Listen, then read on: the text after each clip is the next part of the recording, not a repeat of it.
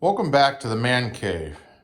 Today we're going to talk a little bit about chess and Catholicism. We have three beautiful chess sets here. This is the Canterbury Cathedral chess set, and this is a medieval chess set built on a board that resembles a castle.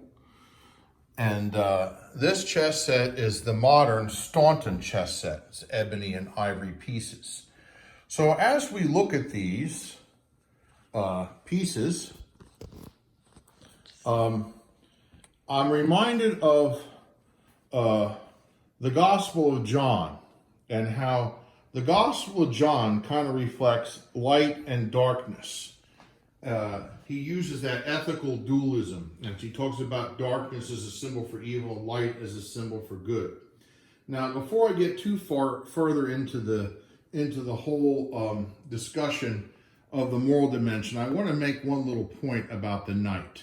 So the knight, to me, is the piece that makes the game of chess. It's sort of the wild card. So if you consider how all the pieces move, they're very similar. The one piece that's very different from the way the others move is the knight.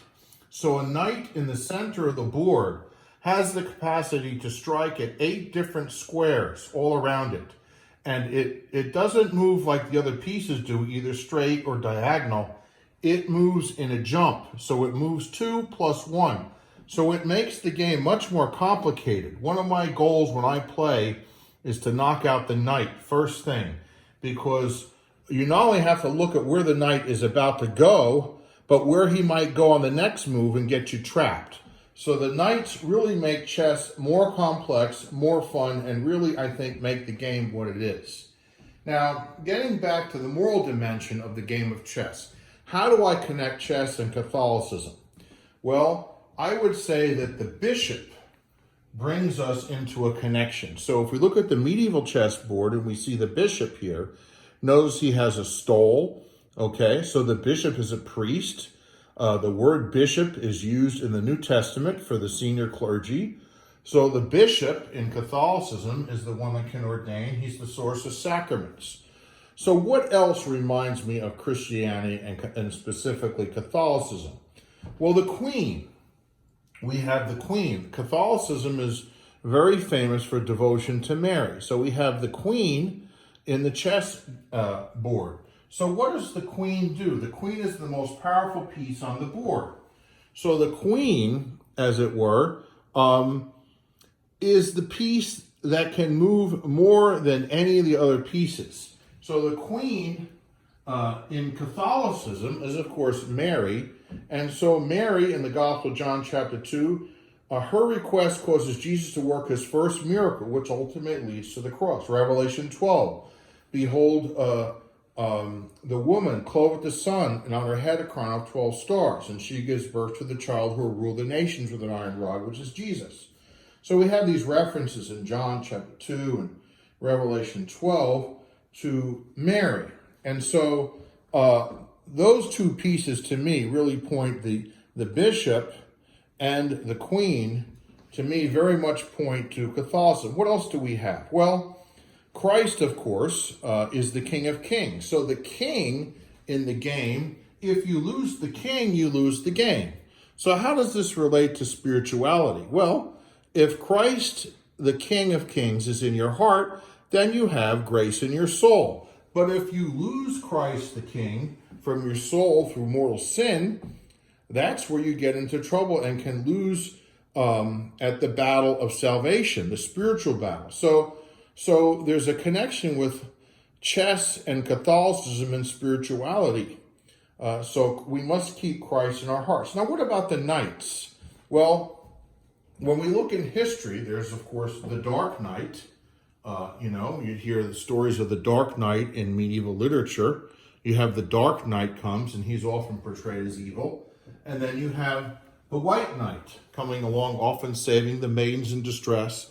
So you have the Light Knight. So to me, the knights are a symbol for the angels. So the Dark Knight would be pointing to the fallen angels, the bad guys, and then the White Knight really points to our guardian angel and the good angels who help us, like Michael the Archangel.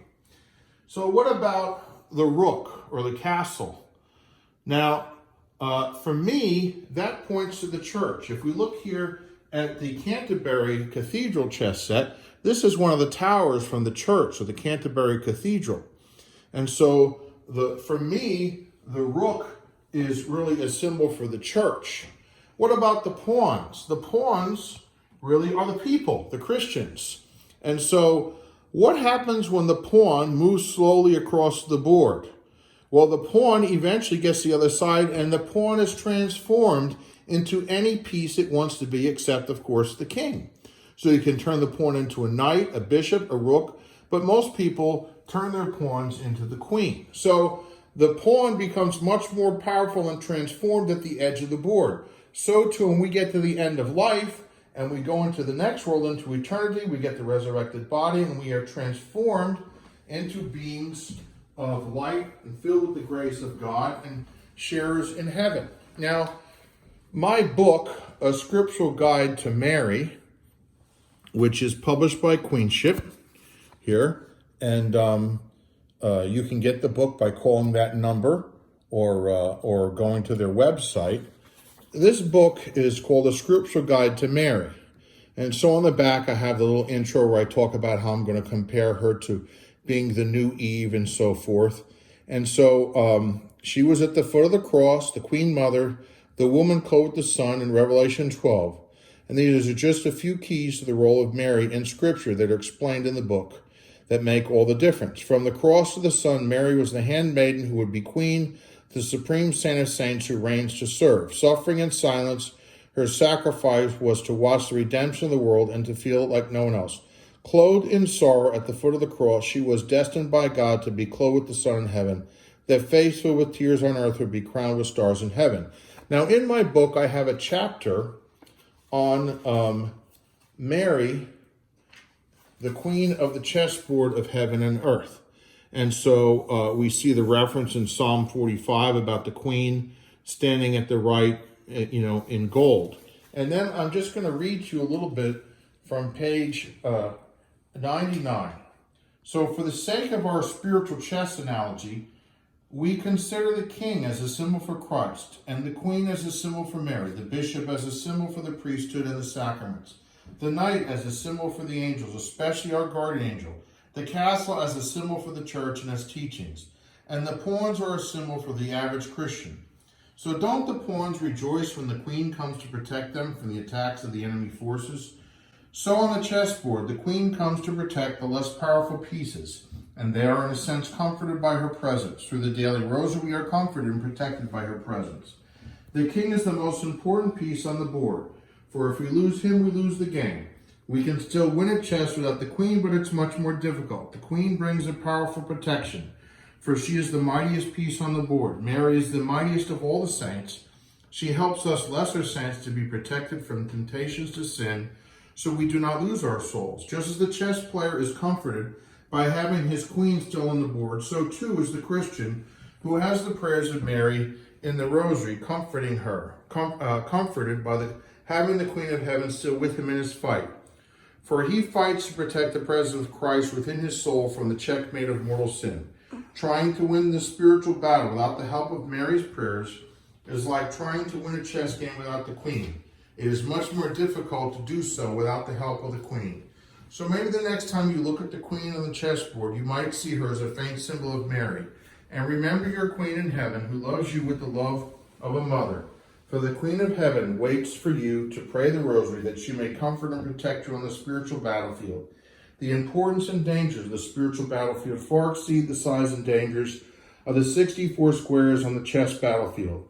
In the small pieces of the game of chess, we see a hint of the power of a king and queen in reality.